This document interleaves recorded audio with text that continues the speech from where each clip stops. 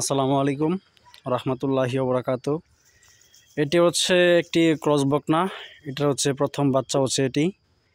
তো বাচ্চাটি হচ্ছে রাত 3টায় প্রসব হয়েছে, কিন্তু তার হচ্ছে শরীরটা অনেক দুর্বল। খামারি সবসময় মনে করতো যে বেশি খাবার খাওয়ালে হচ্ছে আপনার বাচ্চা বেশি বড় হয়ে যাবে, সেজন্য খাবারটা কম খাওয়াইছে। তো তার হচ্ছে আপনার গর্ভফুল আটকে ছিল।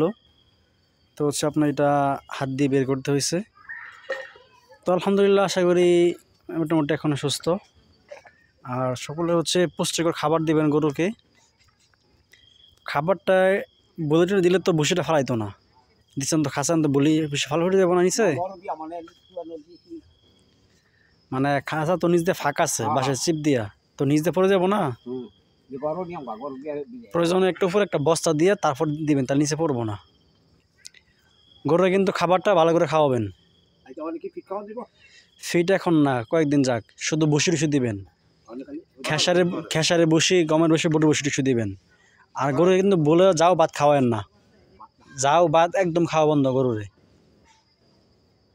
যখন আপনার 10-12 দিন বয়স হইব গাভীর বাচ্চার, তখন আস্তে আস্তে একটু সবিন টবিন বসি টুসি ফিট টিট দিবেন কম মাত্রায়।